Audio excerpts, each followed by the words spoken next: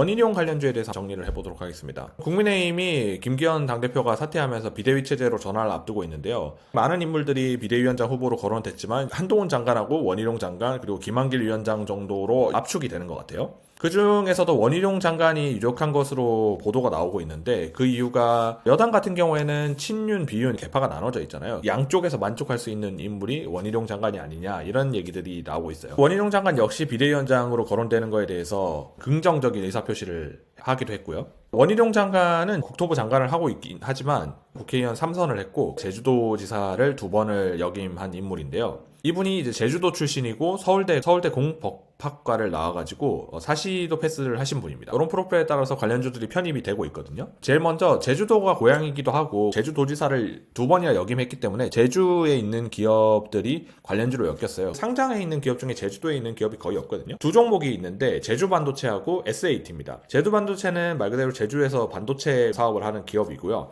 최근에 온디바이스 AI 관련으로 엄청나게 급등을 했어요. 지금 원희룡 관련주로 공략을 하겠다. 조금 무리가 있는 것 같고 다른 종목이 SAT거든요.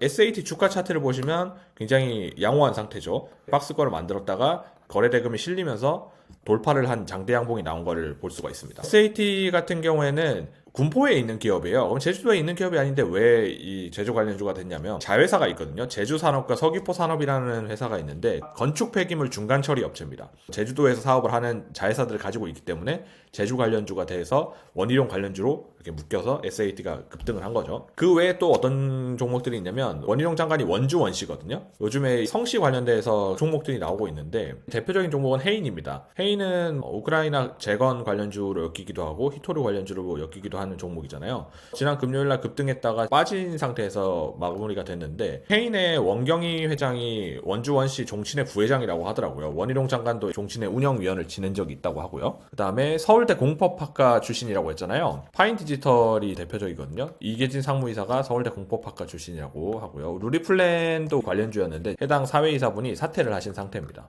그리고 정치 테마주에는 인맥주하고 정책주가 있잖아요. 원희룡 장관은 국토부 장관으로서 추진했던 여러 가지 정책이 있는데 층간소음 관련주가 엮였습니다. 층간소음 관련주는 이제 공동주택을 설립할 때 층간소음을 해결해야만 준공 허가를 해주겠다는 것 때문에 관련된 종목들인데요. 여러 가지 종목이 있거든요. 윈하이텍도 있고 영보화학도 있고 제일테크노스도 있고 여러 가지 종목들이 있습니다.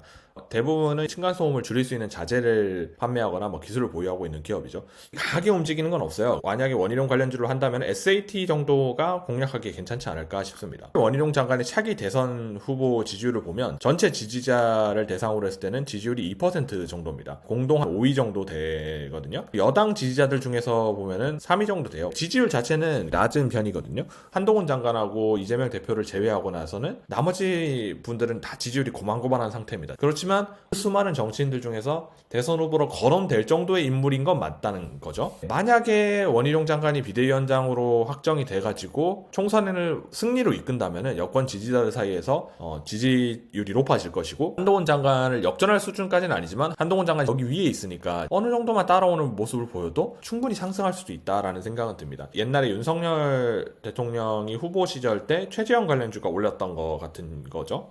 정당 지지율 같은 경우에는 어디에서 발표하느냐에 따라 다르긴 한데 비슷하게 나오는 경우도 있고 더불어민주당이 10% 정도 높게 나오는 경우도 있거든요. 다음 총선이 어디에서 이기겠다 확실하기는 어렵습니다. 더군다나 이낙연 전 대표도 신당을 차리겠다 이런 얘기들도 나오고 있으니까요. 총선이 어떻게 흘러갈지 모르겠는데 뻔하게 흘러가면 현재 강세인 후보 한동훈 장관이나 이재명 대표한테 좋겠지만 혼란스러운 전국으로 간다면은 다른 후보자들한테도 괜찮은 기회가 올 수도 있지 않을까 싶습니다. 그런 거를 생각하고 매매를 하는 게 좋지 않을까 싶습니다. 감사합니다.